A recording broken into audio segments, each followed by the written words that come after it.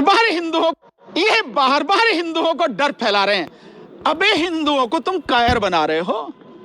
मेरी समझ में नहीं आता, इस देश का राष्ट्रपति हिंदू, उपराष्ट्रपति हिंदू, प्रधानमंत्री हिंदू, गृह मंत्री हिंदू, रक्षा मंत्री हिंदू, वित्त मंत्री हिंदू, जितने भी चीफ मिनिस्टर हैं, बड़ी तुम्हारी चीफ मिनिस्टर। अस्सलाम वालेकुम रहमतुल्लाहि व बरकातहू। दोस्तों जी साथियों, कैसे हो? उम्मीद है सब खैर और आफियत से होंगे।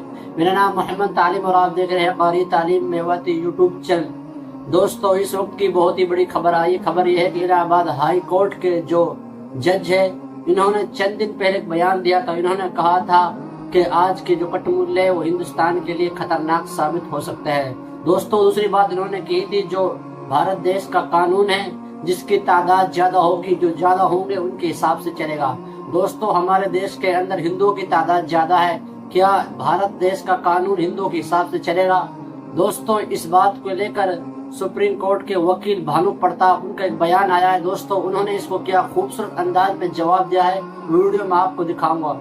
चलिए दोस्तों, आज का वीडियो हम शुरू करते हैं कि भानु प्रताप इसको किस तरह अंदाज में जवाब दे रहे हैं। इससे पहले अगर आप हमारे चैनल पर नया हैं, चैनल को प्लीज सब्सक्राइब करना, वीडियो को लाइक करना, कमेंट में आप लोगों की क्या राय है, क्या मशवरा है, वो हमें जरूर बताना। चलिए दोस्तों, आज का वीडियो हम शुरू करते हैं।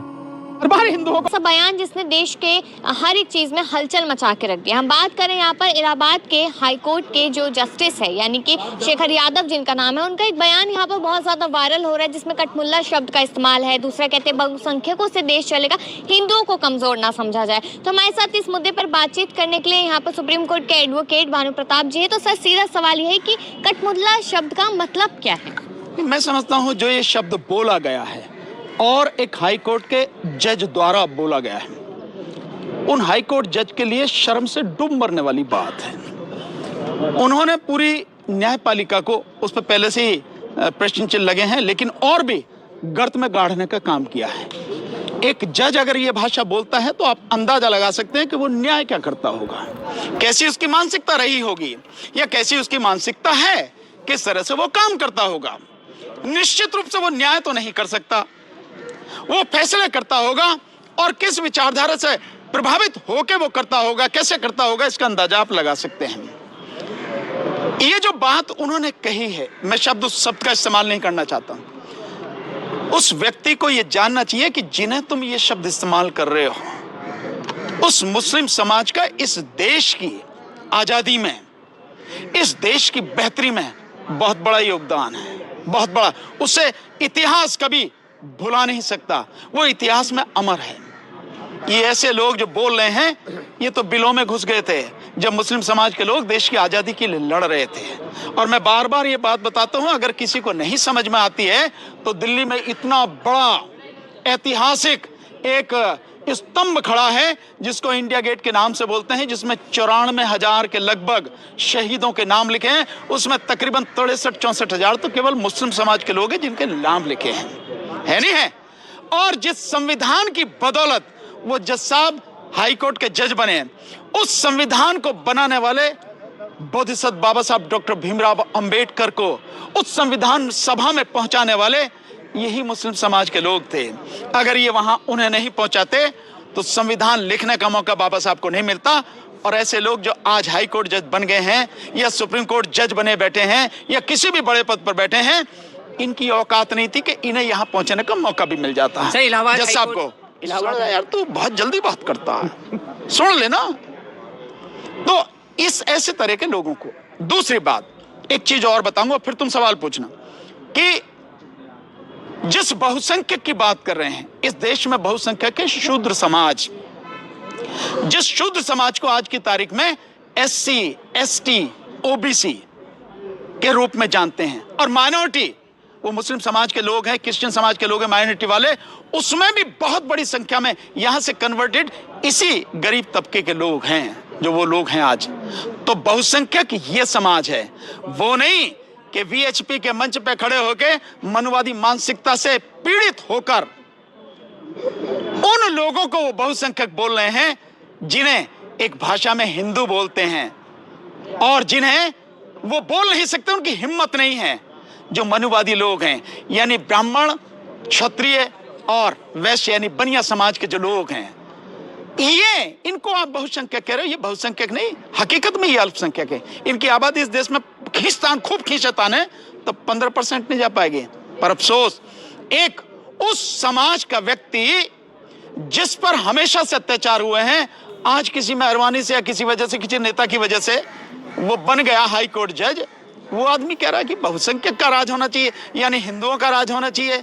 अबे हिंदुओं का राज करने से पहले उन हिंदुओं की स्थिति तो देख लो। ये हिंदू तो हैं जिन्हें आप बात कर रहे हैं, ये ओबीसी समाज के लोग, ये एससी एसटी के समाज के लोग, ये बेचारे हिंदू ही तो हैं सारे के सारे। तो तुम्हें जब राजनीति करनी हो तो हिंदू बोल देते हो, और वैसे ये शूद्र हैं, ये एससी और एसटी हैं। तो पहले समझ लें जज साहब कौन है।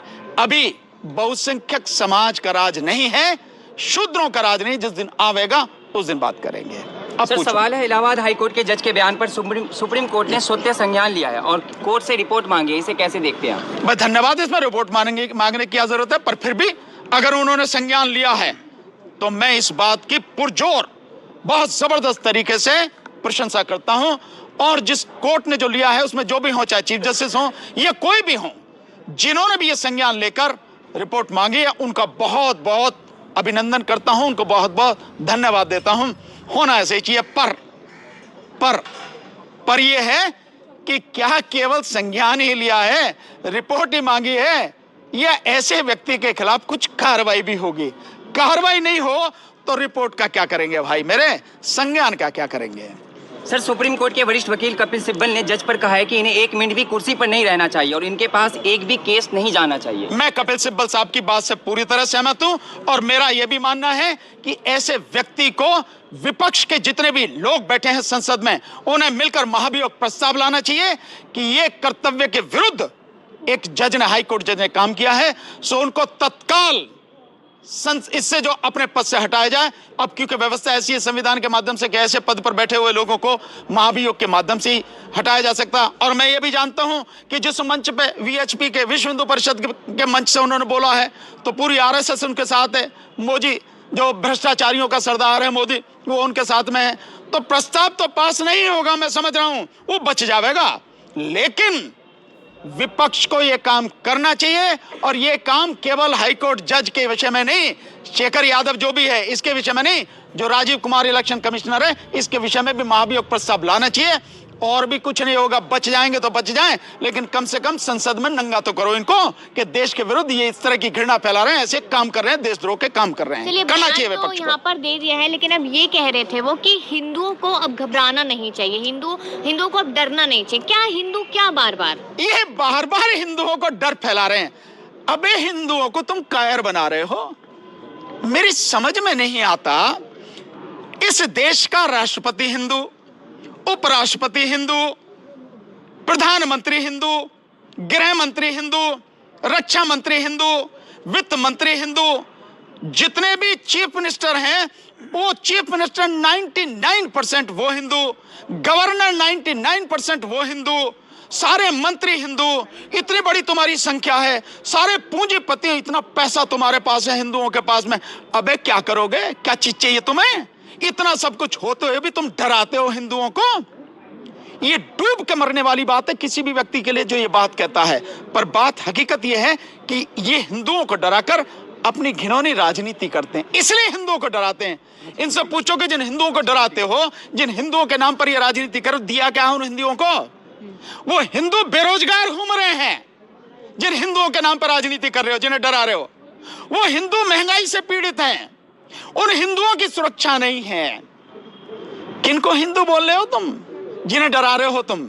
उनकी तबाही के लिए जिम्मेदार तुम ही जैसे लोग हैं, ऐसे ही लोग हैं। तो आपने आज, आप लोगों की बहुत बड़ी मीटिंग थी आज, काफी फैसले लिए गए, तो जनता को बता दीजिए क्या फैसले लिए गए इस मीटिंग? जनता को अभी जो फैसले लिए गए हैं वो फैसला, मुख्य फैसला यह है कि 20 दिसंबर दिन शुक्रवार 2024 दिल्ली में रानी झांसी रोड पर डॉक्टर अंबेडकर भवन, वहां पर सब लोग इकट्ठे होंगे और वहां से यात्रा शुरू होगी 11 बजे।